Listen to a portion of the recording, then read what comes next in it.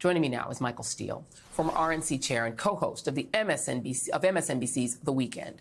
Melissa Murray, NYU law professor and MSNBC legal analyst. And Dean Obeidallah, MSNBC columnist and host of the Dean Obeidallah Show on SiriusXM. I know Dean is a lawyer. People forget you're a comedian and a lawyer, but I know you're a lawyer too. But I'm going to go right down the middle to Melissa and just get your raw, unvarnished reaction to what the court has done.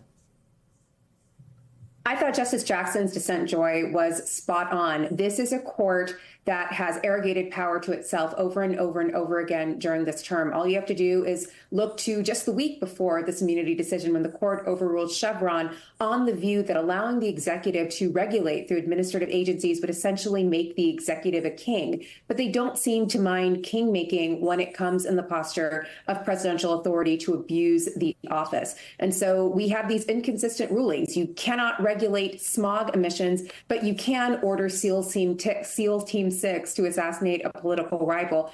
And she is exactly right. This defies the separation of powers by consolidating authority, not just in the president, but also in the court, and taking it away from Congress, the branch of government that is perhaps closest to the people themselves. You know, Michael Steele, you grew up in the Republican Party, and there's been this originalist strain that has, organized the party for a really long time. The idea that the Constitution is not living, it is dead, and that you only essentially have the rights that you had when Thomas Jefferson was alive and nothing more. And that to go back to that is the only way to really appreciate the Constitution. But now we have justices who have invented something new, something I don't think the framers intended, to say that the framers, according to them, intended for the president to have king-like powers. The powers of King George are now essentially in the hands of the American president. How ironic is that for originalists to be also monarchists? Well, it's not ironic. It's bull. I mean, it's fundamentally incoherent and inconsistent with the founders.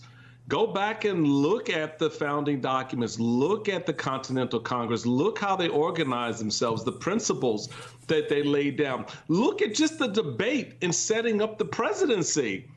There were those colonists and those who argued for George Washington to be a king, to be a prime minister. And George Washington himself basically just put it on street terms, said, hell no, that's not what this is about. We just left that from over there. And the founders organized themselves around this idea of a government of, by, and for people in which we were the central players, not the presidency. This was not a government organized for the presidency or by the presidency. And so what you have now is the Supreme Court completely distorting history to make a political point, to give political party to an abject failure of a politician. And so the reality for us now is, what do we do here, Joy? What do we as citizens do? This is our 1776 moment in ways that I don't think a lot of us realize. We have to reaffirm those principles that the founders left England over, that they felt were important enough to give up their families and their livelihoods to seek out a new land. And we cannot allow this imperialist court decide that one person is above all the laws of this land, that all he has to do is sit anywhere in the world and say, this is an official act. I deem this as an official moment, and execute a policy or a whim that harms others, that impinges our freedoms, that takes away the privileges that we have under the Constitution, and there's not a damn thing we can do about it, and it's going to go to that court who will then decide, well, you know what, actually, yeah, he can, and there's nothing you can do about it. Really? So you put this in the context of the election that's in front of us? I don't give a damn how old Joe Biden is. What I give a damn about is the guy he's running against, because that's the threat. The age of the president is not the threat. The intent of the one who wants to be president is our problem. Dean Obeidallah, and you can feel free to throw your lawyer hat on if you want to throw it on as well. But I'm going to take advantage of the fact that you talk to folks all day on your show on Sirius XM, Sure. and so I am really curious to know if the regular folks are getting that, if they're picking up on it. Because I mean, the reality is, John Roberts and company did this knowing no Democratic president would use these powers in the way Donald Trump will. You know, it's not Joe Biden who would set up shop on the White House lawn and start selling pardons for $400,000 a pop. Trump would, you know, and require, you know, alms to Donald Trump in order to get a pardon. He'd do all that stuff. You know, I mean, and maybe use SEAL Team 6, you know, to go and pick up the Biden family. Biden's not going to use SEAL Team 6 to go and assassinate Joe Biden, even though apparently, according to John Roberts, he could. What are folks saying on your show in response to this? Well, it's a range of things, Joy. Drone strike is one thing that comes up a lot. I think that's in jest, but people still say that, the idea of using the unlimited powers. The other, I'll tell you this, I've never heard more anger or animation from my callers in these 2 nights since the Supreme Court decision than before. People are angry. They're not despondent. They are angry about this. And you've got the situation where you made a great point. This is like Project 2025. The prophecy come to life now, even before winning any kind of election here. And the thing I tell listeners, Project 2025 is the GOP's version of Mein Kampf. The difference is Mein Kampf is only 700 pages. Project 2025 is 900 pages. It wants to control all of our lives. And this Supreme Court is now putting that into effect through the bench. And we live in the United States of a Supreme Court that is the greatest law firm for Donald Trump in the world. It's a law firm of Roberts, Alito, and Thomas and Associates.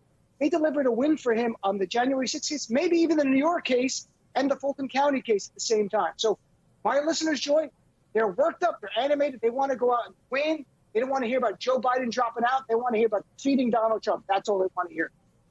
And to stay with you for a moment, Dean, I mean, because the issue right now is that the Democratic Party has to figure out what they're going to do with their nominee. But it doesn't matter which person they pick. They could pick Shapiro in Pennsylvania. They could pick Vice President Harris. Right. They could pick, you know, anybody they want. It doesn't matter. All of those people believe in the rule of law. All of those people believe in democracy. Mm-hmm. The problem is Trump. It could be, you know, Biden could be, you know, Biden's brain in a jar. I think a lot of people are like, I'll vote for that. Because at least Biden's brain in a jar still believes in the Constitution and doesn't think that he's the king of the United States. Donald Trump does think he's king and would implement Project 2025 and would use these powers to their maximum detriment to the rest of the American people. If Trump wins, we're doing this show in a camp somewhere. You know, that's the reality of the world we live in right now. You know, more you, Joy, than me. I'm like on the second tier of people, maybe the third tier of people they're coming for. You're way up there. I mean, that's the truth. Michael Steele, you're gone. So here, the reality is, I don't know what more to tell people. This election is not Trump versus Joe Biden. It is Trump versus democracy. It's Trump versus freedom. It's Trump versus self-determination. It's Trump versus abortion. It's Trump versus women's health care. It's Trump versus climate change. It's Trump versus gun violence and saving lives from that. It's Trump versus us having a right to decide our future, or Donald Trump and his minions in Project 2025, they deciding it. That's the stakes. That's the stakes. All right. Well, don't go anywhere. Michael, Melissa, and Dean are sticking with me for much more on this staggering Supreme Court ruling and the impact that we're going to have, not just on our democracy, but on the cases Donald Trump is facing. We're going to get into that on the other side of the break. Right back. Hey there, MSNBC fans. I'm Luke Russert, and be sure to join me, Rachel Maddow, Jen Psaki, Lawrence O'Donnell, Steve Kornacki, Joy Reid, and many more September 7th in Brooklyn, MSNBC Live Democracy 2024. Click on the link for ticket information. We will see you there.